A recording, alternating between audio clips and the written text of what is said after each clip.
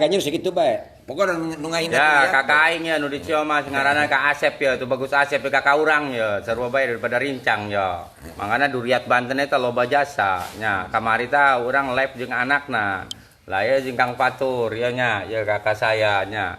Lah jadi itulah duriat mah selalu bersatu walaupun kita jauh tetap kita bersatu. Yang penting kita sama-sama namanya juga saudara. Punya keperluan masing-masing ya kan Cep, geus kolot, ya kakak urang. Nya di Ciomas di ditu, di Barugbug loba, di Ciomas loba. Terus di mana deh ya ta? Di Ujung Tebu terus di Pasir Peuteuy nya. Nama terus di Pabuaran, ta grup Nasuhud, grup Saha, grup Oji tanya. Nya. Keluarga Kabasuni, keluarga Jikasan sarua eta duriat kabeh ge mangkana ulah sok lalagaan jeung duriat mah loba jasa. Da dulurana cuman duriat mah teh elok raributan selalu ibarat kata sabarnya. Jadi nya alhamdulillah saya ya kedatangan kakak saya di Ciomasnya ngobrolnya jeung tuh bagus Cecep sebagai ta loba aja tuh bagus Fahroji tuh bagus Basuni tuh bagus Haji Hasan Sohib eta masih duriat di Banten etanya. Kak Entus segala tahnya kan Entus weh ya dulur ya keur ngomong ya coba didukung tuh menang-menang duit dulu nya gitu. Jadi hampura bae mangkana ka duriat mah ulah sok lalaguan gitu. Duriat eta loba di Tangerang loba nya Kak, di Pamulang loba, di Lampung loba nya lamun geus kumpul duriat mabok serpong nyancan dimuncul tuh. Termasuk di pondok pesantren saha eta tenjo eta Kak Ki Arsudin nya. Ya, Ki Arsudin eta tuh bagus eta ulah macam-macam. Ki Arsudin tenjo tuh bagus. Terus Abuya Sanja gitu bagus. Terus Abuya Bustomi itu bagus, Abuya itu bagus ya kan ya. Sakabeh. Tah, makana loba duriat Banten eta ulah dilaloorakeun, ulah amanah loba. Tapi lamun duriat mah teh elok raributan. Acarana damai karena di ajaran ge ti karuhuna ngaranna duriat mah damai, tapi ulah disangka duriat eta damai-damai sieun. Awas ulah ngasalahnya kan ya, ulah ngasalahnya. Bener kan ya Kak? Betul. Ari dia salah-salah kumaha engke eta mah urusan. Urusan aku mangke. Ya. Ngerok nih. Gitu. Kumaha engke. Itu. Jadi itulahnya di lamun di Banten eta tulung sekiranya keluarga besar pengurus Banten, duriat Banten tolong dihargai. Di Maulana Yusuf juga sama ya, duriat Banten, keluarga Banten tolong dihargai. Ya bukan kami mau minta apa-apa, cuman minta dihargai. Karena negara kita ini sudah kesatuan, bukan negara kerajaan. Gitu. Jadi duriat tidak bisa ngomong apa-apa, paling pasrah. Tapi pasrahnya duriat itu jangan disemena-menakan. Gitu nya kan Tus. Lamun disemena-menakan atuh ngamuk kan karena demo deui. Nya termasuk Bapak Wali Kota, Bapak Gubernur ya jangan sampai melecehkan para duriat ya. Semoga tidak ya. Ini makan cuman membicarakan sebelum hal-hal nanti ke depan itu terjadi apa jangan. Iya, kalau naro-naro ibarat katanya petugas, silakan petugas yang sesuai saja. Yang penting makam nggak usah diopenin karena makam punya duriat. Karena yang tahu silsilah makam yang ada di dalam-dalam kesultanan itu hanya duriat, benar kan Terus? Betul. Yang lain nggak tahu kan? Makam Sultan Jainal Asikin, makam Sultan Muhammad, makam Sultan siapa nggak ada yang tahu terkecuali duriat. Duriat itu silsilah keturunan gitu tuh. Insya Allah gitu. Insyaallah kami mah tidak pernah duriat nggak pernah ngelanggar sama pemerintah itu pantang. Karena yang namanya duriat insya Allah dari kecil itu dididik yang namanya ngaji ya. Sama aja bela negara itu sama jihad ya, jihad sama aja. Tapi jangan sampai duriat Banten disepelekan. Kalau duriat punya kekurangan namanya duriat juga manusia bukan malaikat ya. Tapi kalau salah terus juga nggak mungkin karena dia juga bukan setan. Iya. Pasti ada salah, ada benar, makanya salah harus dimaklumi. Ya, begitu aja kira-kira. Jadi jangan sampai gara-gara ambisi, gara-gara apa, ya duriat kadang-kadang disepelekan. Jangan bokan kualat, ya. Singarane kualat mur kedeleng, ya. Iya, najan kancep ke kiai dudu apa tapi orang masih ada getih sultan nih aja macem-macem, ibarat getih sultan pun ngualati dulur-dulur ya. Begitu tetap suatu saat dia akan kena yang namanya kualati kun kedeleng los temen ulesi ure gagah-gagah misal apik mani yewe gagah ane ilmu nih konon gitu. Karena kayak Kak Encep ini kalau silsilahnya bisa jadi dia tuh cucunya siapa, Sultan Abdul Fatih Abdul Fattah. Wow, bisa dibayangkan cucunya Sultan Abdul Fatih kan, cucunya Sultan Maulana Yusuf ya, walaupun tidak gagah tidak hebat tetap dia itu ya walaupun masih misalkan punya dosa tapi gona ngaji mah tuh keleh harus yang ustad-ustad ning Jakarta kan Kang, maaf ya kan Cep, kira-kira begitu kan ya. Ari jeung doa-doa masa eutik mah bisa nya kan Cepnya nya gitu ya. Jadi gitu sarua sakabeh nya kayak Kang Tus Jempolnya, wo atuh Kang Tus Jempol gitu-gitu kayak ngajina pinter eta nya. Can tentu kayak lenu pakai sorban nusok di TV teh ya. Can tentu urusan agama mah we. Ari Duriat Banten mah rata-rata jelemana papalongoan bae telok gagahan teh ya. Nya, karena sultan ge mengajarkannya kita tuh hiduplah dengan kesederhanaan, tapi bukan kita pengen disederhanakan gitu tuh. Paham nggak? Hiduplah dengan serendah-rendahnya, tapi kita bukan pengen direndahin. Itu merendah dari kita sendiri karena kita punya Allah. Belajarlah hidup itu bertawadu kepada siapa? Sang pencipta, yaitu ilahi Rabbi. Gitu. Insya Allah seperti itu.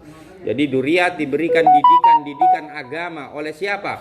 Oleh sultan mulai dari zaman dahulu sampai lari ke kakek-kakek saya, ke orang tua saya, bahwa kita hidup di dunia harus saling mahabbatan wa mawaddatan, mencintai dan dicintai. Gitu maksudnya. Jadi dicintai dan mencintai. Jadi jangan kita tuh sampai gontok-gontokan dan segala-gala, jangan sampai kita menghina. Karena tidak akan adanya sultan. Ya ibarat kata, kalau tidak adanya agama, dengan adanya sultan di sini berarti apa? Agama itu untuk melindungi siapa? Untuk melindungi badan kalian dari apa? Dari godaan setan yang terkutuk. Dengan adanya agama tadi, ya siapa yang akan beruntungnya? Kalian yang memeluknya. Karena insya Allah ditunggu di surganya Allah nanti yang melakukan. Yang melakukan itu berarti yang bertakwa kepada siapa? Sang pencipta, yaitu Allah Subhanahu wa Ta'ala Akbar. Lah maka dari itu Kang Fatur selalu mengingatkan, tolong wahai para saudara-saudaraku sebanten, didiklah anak-anak kalian seketika umurnya sudah 7 tahun untuk selalu belajar mengaji. Biar apa? Biar pola pikir kolbunya sesuai dengan agama siapa? Agama yang dibawa oleh Rasulullah SAW dengan barokahnya Ruhul Amin, Malaku Jibril wa Mikail wa Israfil wa Azrail wa Munkar wa Nakir wa Raqib wa Atib wa Malik wa Ridwan, biar diridhoi oleh siapa? Allah Subhanahu wa Ta'ala. Makanya dengan adanya ulama-ulama yang ada di Banten sebagai warisatul anbiya, pewaris ilmu-ilmunya Rasulullah sallallahu alaihi wasallam, untuk apa? Untuk kau pelajari agar apa? Agar kalian semua mempunyai akhlakul karimah untuk menuju surganya Allah. Nah, gitu. Begitu kira-kira. Maka dari itu, dengan adanya pembelajaran pendidikan agama, didopang lagi kita dengan pendidikan normal, ibarat kata pendidikan pendidikan sekolahan dasar, itu kita akan menyatu padu. Supaya lebih apa? Lebih mencintai agama kita, supaya lebih mencintai Pancasila kita, lebih mencintai undang-undang negara kita, tapi bukan di mulut saja, sampai di hati. Ya. Karena hati itu yang menilai, bukan manusia, hanya Allah Subhanahu wa Ta'ala. Makanya Anda tidak akan bisa berbohong kepada Allah Subhanahu wa Ta'ala, walaupun Anda bisa berbohong kepada manusia. Gitu kira-kira. Makanya berbuatlah lebih seksama, berbuatlah lebih jenius untuk mencapai hidup kita di masa-masa yang akan datang menjadi Islam yang kafah, Islam yang menyeluruh, Islam yang benar-benar mencintai Rasulnya itu Sayyidina Muhammadin SAW, yang tidak membenci agama-agama lain, saling bersatu, saling menghargai dan saling mencintai, tapi bukan untuk tadi apa? mengkhianati. Itu maksudnya.